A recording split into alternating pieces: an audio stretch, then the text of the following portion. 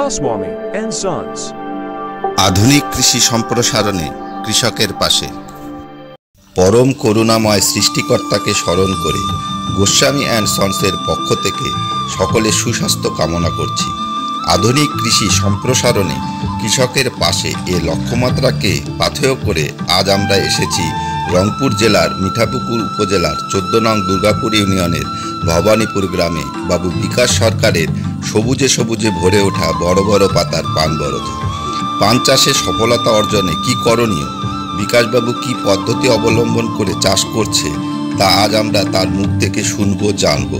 আসুন বিকাশবাবুর সাথে কথা বলি এবং তার কথাগুলি মন দিয়ে শুনি। নমস্কার দাদা। হ্যাঁ নমস্কার। আপনি কেমন আছেন? হ্যাঁ আমি ভালো আছি। আপনি তো দীর্ঘদিন পান বরজের সাথে জড়িত, তা এ পর্যন্ত কত বছর পার করলেন? এ পর্যন্ত আমি 9 বছরে পা রাখলাম।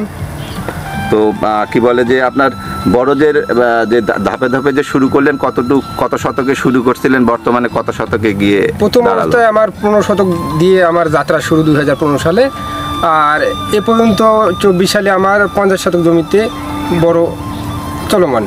অন্যান্য বরজের তুলনায় দেখা যাচ্ছে আপনার মানে পান পাতা অনেক ভালো, অনেক মানসম্পন্ন। আপনি কিভাবে বরজের পরিচর্যা করেন, কখন কিভাবে কি পরিমাণ সার প্রয়োগ করেন, তা যদি আমাদের একটু বিস্তারিত বলতেন তাহলে অন্যান্য কৃষি ভাইদের খুব উপকার হতো। পানের যে খাদ্যের ব্যাপারটা, যখন পানের গাছের যে অগ্রভাগটা আছে এটা চিকন হয়ে আসবে, পাতা ছোট হবে, তখন আমাদেরকে বুঝতে হবে যে পানের গাছের খাদ্যের সংকট হয়ে গেছে, এই জন্যে পান পাতা ছোট হচ্ছে এবং গাছের গ্রোথ কমে গেছে। এই মতো অবস্থায় আমরা যখন পানের বরজে বলে যে মাটি দেওয়া, বিভিন্ন অঞ্চলে বিভিন্ন ভাষায় বলে, পানির শিকড় যখন বাইরে চলে আসে তখন আমরা ভার্মিকম্পোস্ট, কেঁচো সার এটা জমিতে ছিটাই বা মাটির সাথে মিক্সচার করে দিয়ে দেবো। প্রতি শতকে 4 কেজি 5 কেজি, এটা বেশি দিলে কোনো ক্ষতি হবে না। শুধু ভার্মিকম্পোস্ট দিলেই কি হবে, না অন্যান্য রাসায়নিক সার ব্যবহার করা প্রয়োজন? অনেকে খোল ব্যবহার করে, এটার একটু সুবিধা অসুবিধা কার্যকারিতা একটু যদি বলতেন।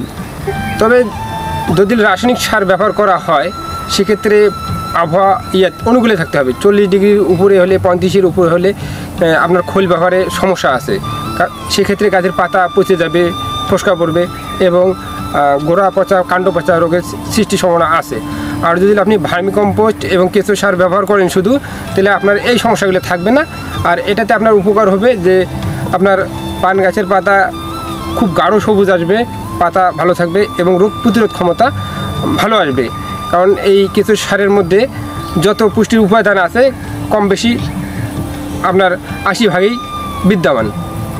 এই জন্য আপনারা কেঁচো কম্পোস্ট সার এই অধিক তাপের ক্ষেত্রে কেঁচো কম্পোস্ট সার শুধু ব্যবহার করতে পারবেন। আমার পান ক্ষেত্রে যে পান পাতা গাঢ় সবুজ, এটা আমি আপনাদেরকে দেখাতে চাচ্ছি, আপনারা দেখেন। এই দেখেন কত গাঢ় সবুজ, পানের সম্পূর্ণ পুষ্টি, কোনো পুষ্টি তো অভাব মনে হচ্ছে না। আপনারাও স্ক্রিনে দেখতে পেলে বুঝতে পারবেন।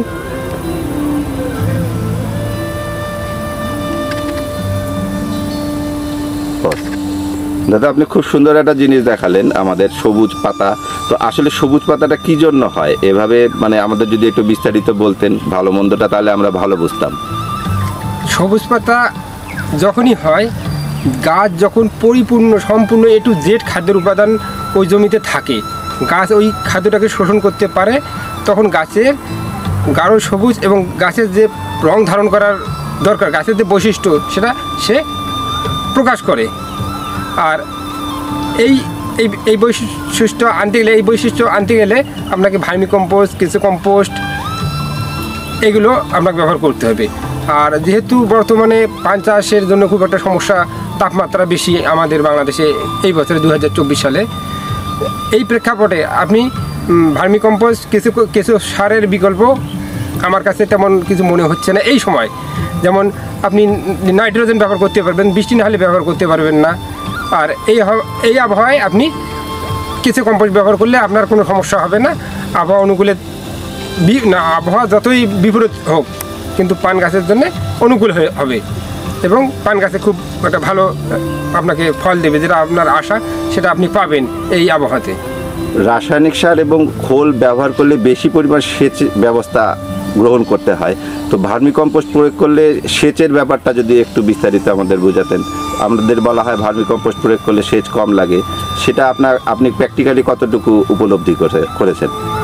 হ্যাঁ, ভার্মি কম্পোস্ট যদি ব্যবহার করা হয়, আমি ব্যবহার করছি পান খেতে, সেক্ষেত্রে সেচ কম লাগবে, কারণ ওই মাটিতে সে রস ধরে থাকার একটা তার নিজস্ব ক্ষমতা আছে, এই জন্য একটু সেচ অনেক কম লাগে। দাদা, বর্তমানে যে আমাদের দেশের আবহাওয়া পরিস্থিতি, যে তাপদাহ চলছে, অনাবৃষ্টি চলছে, এই অবস্থায় পানির পরিচর্যা কিভাবে কি করলে ভালো হবে, সার প্রয়োগ, এ ব্যাপারে যদি আমাদের একটু ধারণা দিতেন। অনাবৃষ্টি বর্তমানে একটা বড় সমস্যা পান চাষের। পান এমনই জিনিস, বৃষ্টি এবং রোদ দুটিরই প্রয়োজন আছে সুন্দরভাবে। তো একদম বৃষ্টি এখন বন্ধ হয়ে আছে, তাপ বেশি, এক্ষেত্রে পান বরদের সেচের গুরুত্ব অপরিসীম। সেচ দিতে হবে, সেক্ষেত্রে যার যে ব্যবস্থা, মানে যার যেখানে যে সুবিধা সেভাবে সেচ দেবে। তার মধ্যে আমি বলতেছি ফিতা পাইপ। পান বরজ যেহেতু ঢালু অবস্থায় থাকে, পানি নিষ্কাশন ব্যবস্থা সবসময় আমরা প্রস্তুত করে রাখি, সেক্ষেত্রে আমরা সেচ পরিপূর্ণভাবে দিতে পারবো না। সেক্ষেত্রে আমরা ফিতা পাইপ ব্যবহার করে এই মোটরের দ্বারা, ইঞ্জিনের দ্বারা, পেট্রোল চালিত ইঞ্জিনের দ্বারা, বিভিন্ন সেচ যন্ত্রের দ্বারা আমরা সেচ ব্যবস্থা নিশ্চিত করব খেতে। আর সেচ না দিলে পান কখনোই হবে না, কারণ মাটিতে শুকনো অবস্থায় থাকে, সেখানে পানের কাণ্ড থেকে শিকড় দেবে না এবং ওই খাদ্যটা সে গ্রহণ করতে পারবে না। এই জন্য সেচ অপরিসীম, সেচ ছাড়া কখনো পান হবে না এই আবহাওয়ায়। Goswami and sons vermi compost উৎপাদনকারী প্রতিষ্ঠান। বাজারে যত প্রকার জৈব সার পাওয়া যায়, তার মধ্যে গোস্বামী অ্যান্ড সন্সের ভার্মি কম্পোস্ট গুণে ও মানে সেরা। তা কী করে? গণপ্রজাতন্ত্রী বাংলাদেশ সরকার, কৃষি মন্ত্রণালয়, মৃত্তিকা সম্পদ উন্নয়ন ইনস্টিটিউট, বিভাগীয় গবেষণাগার, মৃত্তিকা ভবন, লালবাগ, রংপুর।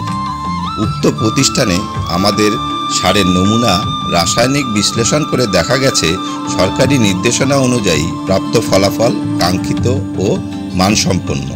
সরকারি নির্দেশনাকে লক্ষ্য রেখে Goswami and sons vermi compost উৎপাদন ও বিপণন করে চলেছে। 100% নিখাত ভেজালমুক্ত সার কৃষকের হাতে তুলে দেওয়াই আমাদের প্রধান লক্ষ্য। তাই ভেজালমুক্ত 100% খাঁটি ভার্মি কম্পোস্ট পেতে আজই আমাদের সাথে অনলাইন অফলাইনে যোগাযোগ করুন। মোবাইল নং 01712502907। ভিডিওটি সম্পূর্ণ দেখার জন্য আপনাকে ধন্যবাদ। ভালো লেগে থাকলে জনস্বার্থে বেশি বেশি শেয়ার করার অনুরোধ রইল।